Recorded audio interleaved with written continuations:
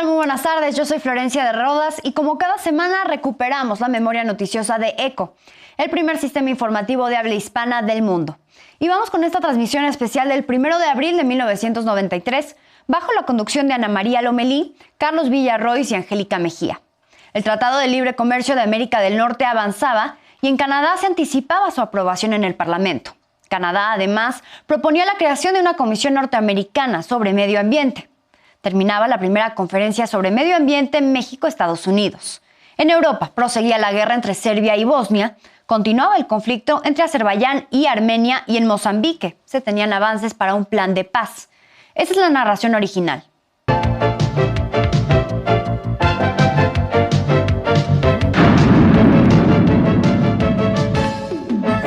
Bienvenidos, gusto en saludarles. Estas son las noticias.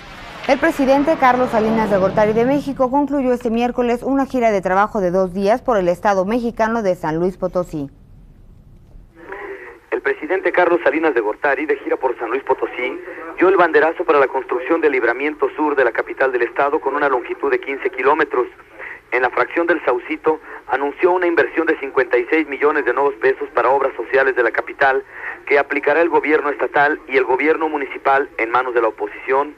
Bueno, yo he señalado que para hacer realidad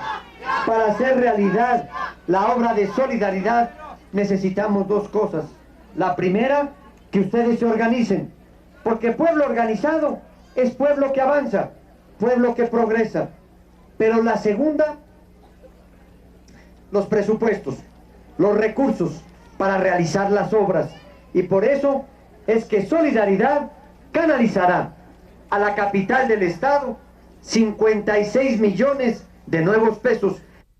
En medio de un intenso calor, el presidente de la República abanderó a 1,300 ejidos en una emotiva ceremonia en la comunidad cañera El Naranjo del municipio de Ciudad del Maíz. Ahí dialogó con campesinos cañeros. Esta visita fue histórica, pues es la primera vez que un presidente pisa esa comunidad campesina. A los cañeros quiero decirles que su liderazgo nacional dentro de la CNC, a través del diálogo con los dueños de los ingenios y también participando los trabajadores dentro de la fábrica, han llegado ya a un acuerdo para poder dar respuesta solidaria a los distintos planteamientos que se han hecho. En los próximos días, en unas cuantas semanas, habrá de anunciarse este acuerdo y así darle la tranquilidad que reclama y que se merece el campo cañero de San Luis Potosí, de toda nuestra patria. El presidente de la República dijo que este año Solidaridad destinará a los fondos de apoyo a la producción en San Luis recursos por 32 millones de nuevos pesos para brindar un financiamiento expedito en favor de 26,000 campesinos de la entidad. El presidente Salinas anunció que este año se destinarán recursos por más de 160 millones de nuevos pesos a través de Solidaridad. En Ciudad Valles, el primer mandatario entregó 1,200 escrituras de Coret a propietarios de predios. Enseguida comió con los sectores de Ciudad Valles, donde habló de que Solidaridad incrementará su presupuesto, ampliará las obras, canalizará más recursos para que el progreso en la Huasteca sea evidente. En Aquismón, tierra enclavada en la Sierra Huasteca, el señor Salinas entregó 22 cheques a productores lecheros para que integren sus comités de solidaridad, al tiempo que se les vinculará con compradores para que sus productos lácteos tengan un buen mercado, evitando el intermediarismo. El presidente de la República regresó enseguida a la Ciudad de México.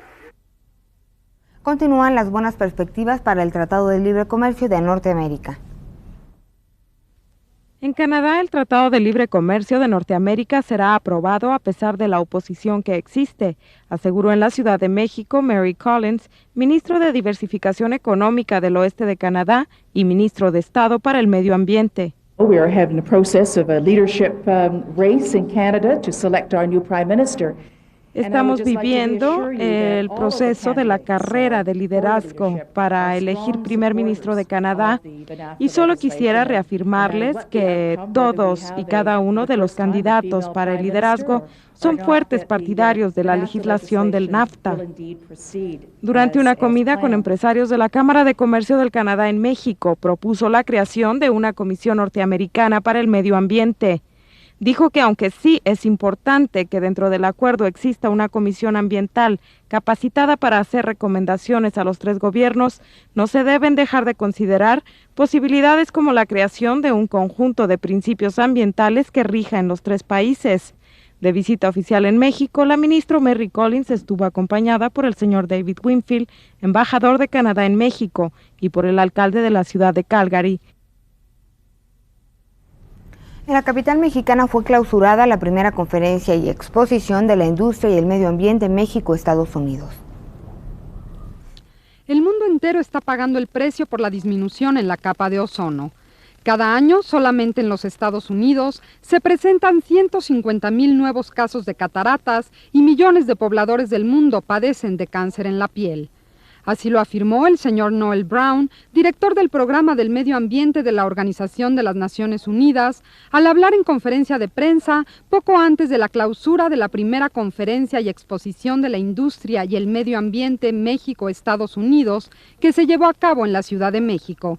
El señor Brown aseguró que el mundo entero ha tardado demasiado tiempo en encarar el problema. Even if the phase out were to occur tomorrow, there would still be 100 years worth of problems to be faced, affecting some 3 generations. Al referirse a México, comentó que la ONU está muy interesada en trabajar en forma cercana con este país. El señor Brown destacó la labor de las autoridades mexicanas para resolver los problemas del medio ambiente y resaltó que ningún otro país en vías de desarrollo está llevando a cabo acciones tan importantes como las de México. And I have yet to find any developing country that can match the initiatives that Mexico has taken. Por último, agregó que la ONU está muy al tanto de los programas de desarrollo y las mejoras de la calidad del aire que se dan en México. Manuel Camacho Solís, jefe del Departamento del Distrito Federal, afirmó que la Ciudad de México sería ingobernable sin la labor de los medios de comunicación. En la Casa de la Cultura Jesús Reyes Heroles, de la Delegación Coyoacán, el regente Manuel Camacho Solís presidió la segunda entrega de reconocimientos que el Club Primera Plana otorga a periodistas con más de 25 años de trayectoria. Ahí el jefe del Departamento del Distrito Federal afirmó que la Ciudad de México sería ingobernable sin la labor de los medios de comunicación. No es posible la formación del gobierno y sobre todo la orientación de las políticas públicas sin el ingrediente de la opinión pública, sin el trabajo profesional de los periodistas. Es vital, dijo el señor Camacho Solís, que haya información, que la opinión pública denuncie los problemas y haga críticas para poder corregir las políticas del gobierno. Los reconocimientos del Club Primera Plana adquirieron a partir de esta entrega el carácter de institucional. De Televisa fueron reconocidos nuestros compañeros Jorge Sonia Alarcón, cronista y comentarista de deportes, y los camarógrafos de noticieros Jesús Jauregui, Agustín Gamboa, Roberto Rubalcaba y Jesús Hernández. Durante la entrega acompañaban al regente los señores Antonio Riva Palacio, gobernador de Morelos, Carlos Salomón Cámara, delegado en Coyoacán, y Francisco Rodríguez Díaz, presidente del Club Primera Plana. Radovan Karadzic, líder de los serbios en Bosnia y Herzegovina, advirtió que las consecuencias que podría tener la resolución de la Organización de las Naciones Unidas en torno a una zona de exclusión sobre territorio de Bosnia. Este miércoles, el Consejo de Seguridad de la ONU aprobó el derribo de naves serbias que violen la prohibición de los vuelos con fines militares sobre Bosnia. Karadzic destacó que la decisión del organismo internacional para forzar el cumplimiento de la zona de exclusión podría generar el fortalecimiento de la oposición serbia al Plan Internacional de Paz para la desintegrada Yugoslavia. El Parlamento de la autoproclamada República Serbia de Bosnia discutirá el próximo viernes la posición que asumirá con respecto al plan propuesto por los mediadores internacionales Cyrus Vance de la ONU y David Owen de la Comunidad Europea. Este jueves decenas de personas murieron y otras miles huyeron de la localidad de Kelbatzar de la República Exsoviética de Azerbaiyán luego de una nueva ofensiva de los armenios. Reportes locales informan que el ataque contra Kelbatzar se produjo desde Nagorno-Karabaj, la región autónoma habitada por armenios cristianos. Los informes agregan que unas 400 personas, entre niños, mujeres y ancianos, fueron desalojadas de la ciudad asediada por helicópteros de artillería. Con la conquista de Kelbatzar, las tropas armenias planean abrir un segundo corredor entre Armenia y Nagorno-Karabaj. Hace un año, los armenios lograron establecer otro acceso en la zona a través de fuego de artillería. Armenia domina el conflicto militar que libra con la República Exsoviética de Azerbaiyán. Según aseveran las autoridades de Azerbaiyán en comunicaciones oficiales, la ofensiva de 6 días de las fuerzas armenias han bloqueado totalmente 30 aldeas y algunas ciudades azerbaiyanas, determinando que decenas de miles de personas permanezcan aisladas. La situación militar sigue siendo en apariencia y, según se dice desde Bakú, favorable a los armenios, en tanto se buscan soluciones a nivel internacional. Crece el apoyo internacional por alcanzar un acuerdo de paz en la República Africana de Mozambique. La ministra danesa del Desarrollo, Hele Thyn, ha declarado en su papel de representante europeo en esa área que se trabajará para acelerar el proceso de paz en Mozambique, donde las partes beligerantes han suscrito un alto al fuego hace 6 meses, después de 17 años de guerra civil. La ministra Thyn, que ha visitado recientemente Mozambique, ha solicitado con toda fuerza a Naciones Unidas que se envíe una fuerza pacificadora a esa nación en caos, señalando que las partes en conflicto han suspendido los ataques, pero sin haber llegado aún a la fase de desarme y desmovilización. Se espera apoyo de los cascos azules para poner personal en los 49 lugares de reunión que se han acordado con anterioridad. Fue asesinado en Beirut, la capital del Líbano, Hussein Salem, comandante de la Organización para la Liberación de Palestina, la OLP. El agresor, quien usó una pistola equipada con silenciador, disparó 2 veces a la cabeza de Salem cuando éste salía de su vivienda situada en el barrio libanés de Talet al-Kayat. Funcionarios palestinos identificaron a la víctima como el coronel Younis Awad, comisionado político del grupo Al-Fatah en Líbano y comandante de la zona de Beirut. Subrayaron que el militar palestino usaba el nombre de guerra de Hussein Salem. Analistas consideran que aunque el Congreso de Rusia se ha fortalecido, actualmente no tiene representatividad alguna. Cuando un estadista deja una chispa encendida, el incendio puede acabar con la pradera. Esto lo dijo el líder comunista que tuvo más simpatizantes en el mundo, Mao Zedong. Y en esta conseja se encuentra ahora Boris Yeltsin, presidente de Rusia, con el Parlamento. El Parlamento, junto con el Congreso de Diputados del Pueblo, son las 2 cámaras de un poder legislativo obsoleto. No es el Soviet Supremo que aplaudió durante 70 años de comunismo las órdenes dictatoriales del poder totalitario. Tampoco es, ahora, el Parlamento de una joven democracia que sirve de termómetro a las acciones de gobierno de un reformista. Desde su origen, el Congreso actual tuvo una manufactura comunista.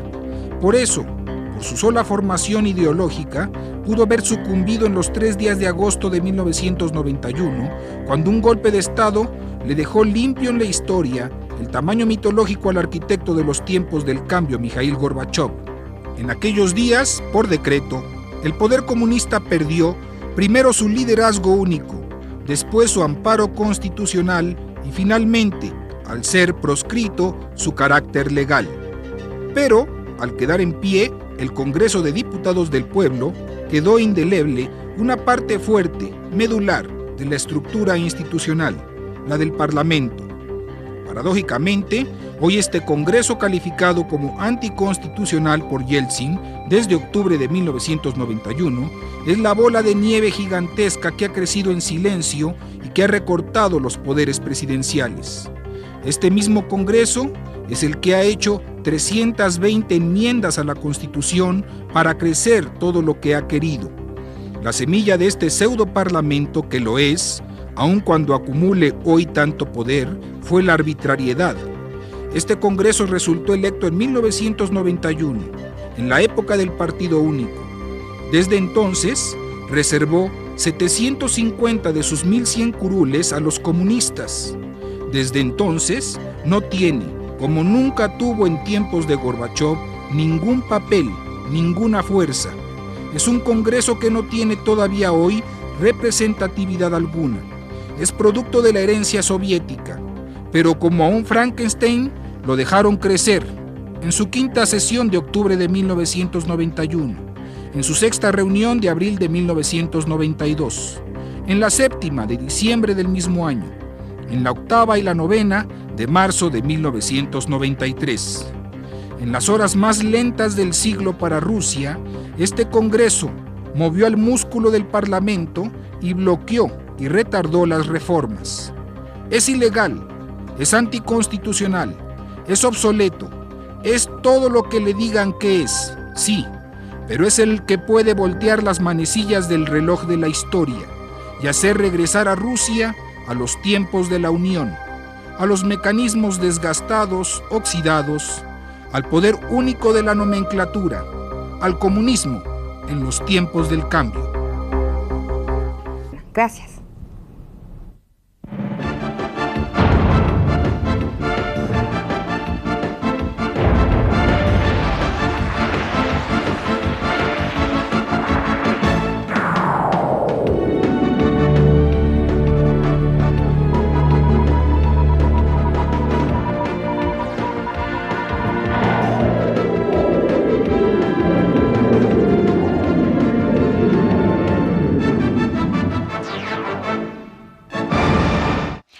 Documento histórico de ECO.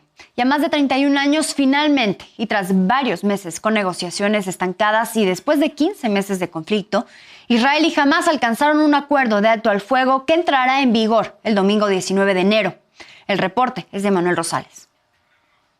دولة قطر وجمهورية مصر العربية والولايات المتحدة الأمريكية الإعلان عن نجاح جهود الوساطة المشتركة بوصول طرفي النزاع في قطاع غزة إلى اتفاق بشأن تبادل الأسرى والرهائن والعودة إلى الهدوء المستدام وصولا لوقف دائم لإطلاق النار. Un alto al fuego inicial de 42 días y la liberación de 33 rehenes, incluidas mujeres, niños y hombres mayores de 50 años, es la primera etapa del acuerdo alcanzado entre Israel y Hamás. Tras varios meses con las negociaciones estancadas, la última ronda impulsada por Qatar, Estados Unidos y Egipto consiguió el acuerdo anunciado por el primer ministro de Qatar y confirmado por el presidente Joe Biden.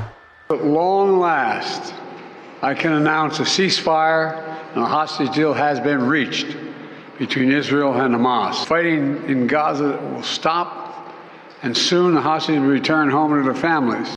La primera etapa incluye un alto al fuego de 6 semanas y la liberación de 33 rehenes a cambio de cientos de presos palestinos.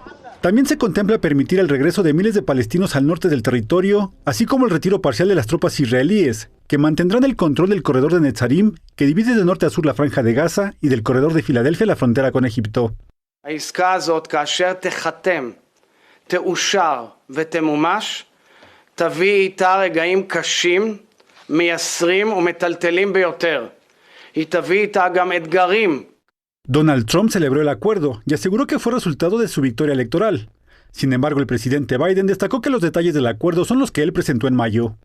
The elements of this deal are what I laid out in detail this past May, which was embraced by countries around the world and endorsed overwhelmingly by the UN Security Council.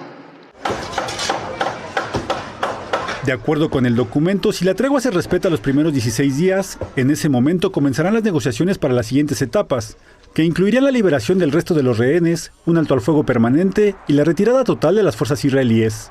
El anuncio provocó festejos en la franja de Gaza, que encontrará un alivio con el cese de los bombardeos y la entrada de ayuda humanitaria indispensable en pleno invierno. Mientras tanto, en Israel, el acuerdo fue recibido con cautela y la incertidumbre de las familias de los rehenes, que temen que aquellos que no sean liberados en la primera fase se queden atrás y el acuerdo fracasa antes de llegar a su segunda etapa. Emanuel Rosales, Noticias NM+. El presidente electo de Estados Unidos, Donald Trump, dijo que no permitirá que Gaza se convierta en un santuario terrorista. Esto lo dijo luego del anuncio de un acuerdo de cese al fuego entre Israel y el movimiento islamista Hamás. En su red social, el presidente electo agregó: continuaremos trabajando de forma cercana con Israel y con nuestros aliados para asegurar que Gaza nunca se convierta en un santuario terrorista. Y poco después de conocerse el acuerdo, la oficina del primer ministro israelí Benjamín Netanyahu acusó a Hamás de crear una crisis de último minuto para modificar detalles del borrador de alto al fuego anunciado por Qatar. El viernes el gobierno israelí dio a conocer que su delegación en Qatar y Hamás habían firmado el acuerdo para la liberación de rehenes y el alto al fuego en Gaza. Los rehenes comenzarán a ser liberados mañana domingo. A pesar de alcanzar el pacto con Hamás, Israel reiteró que se opone a la creación de un Estado palestino. Es momento de hacer una pausa, pero al regresar, Donald Trump hace los preparativos para asumir la presidencia de Estados Unidos. Ya volvemos, no se vayan.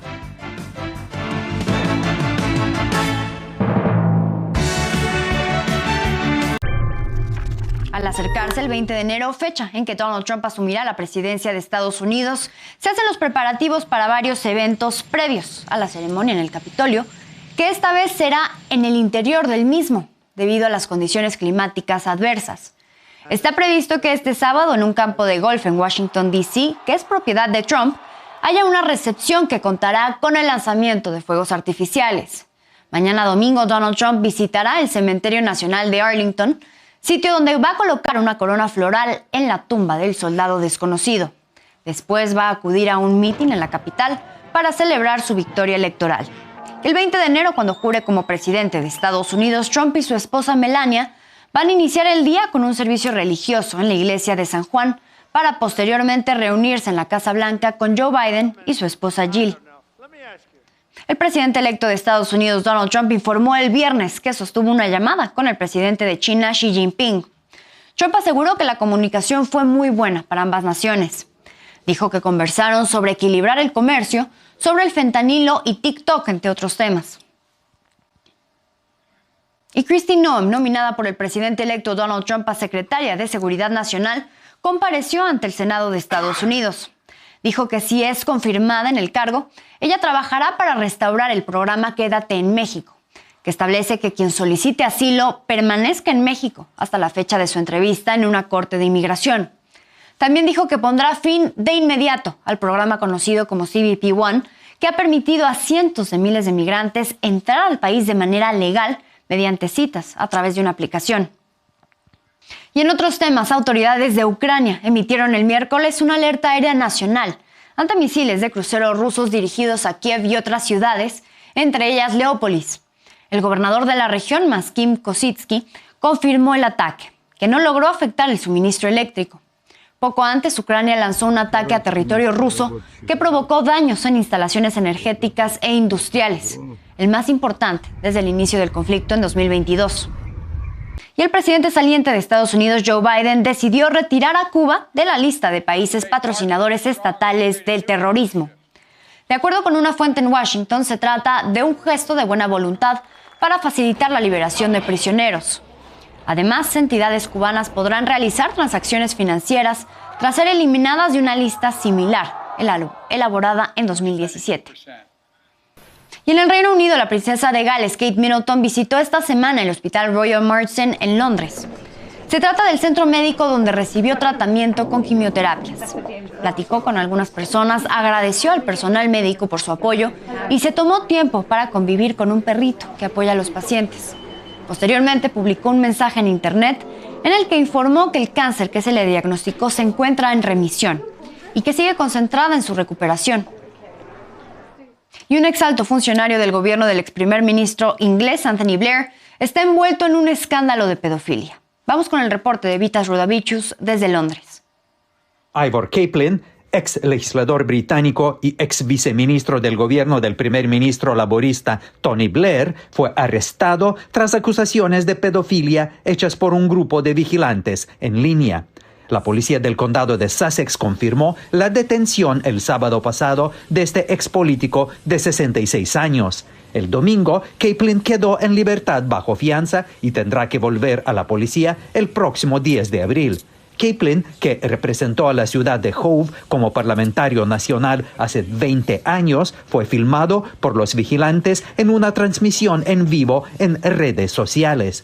En ese video de 30 minutos se le acusaba de concertar una cita con un menor. Capelin negó repetidamente haber hecho algo malo.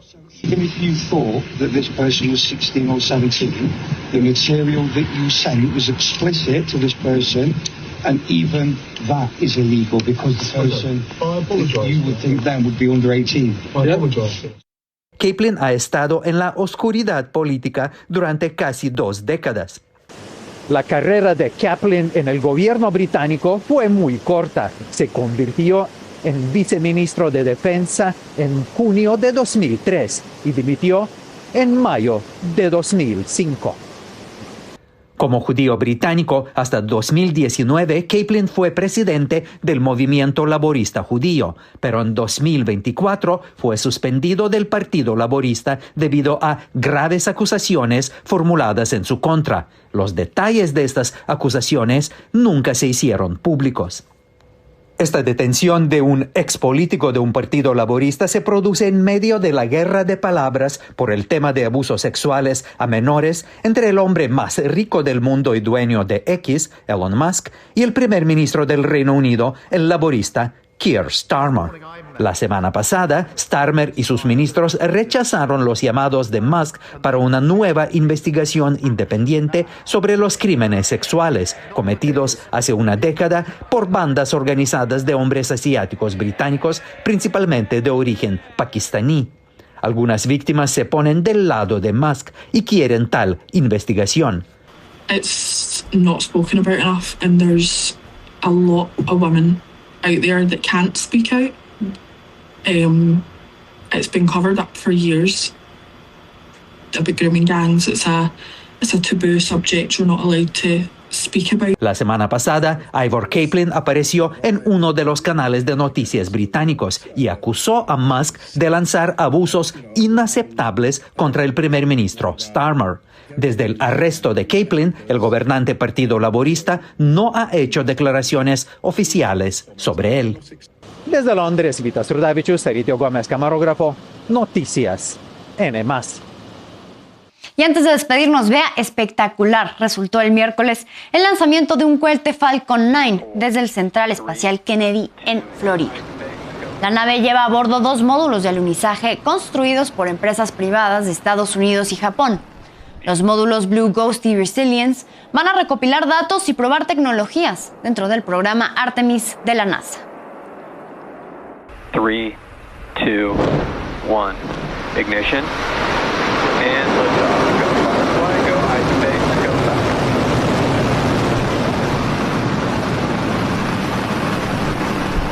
Vehicles pitching downrange.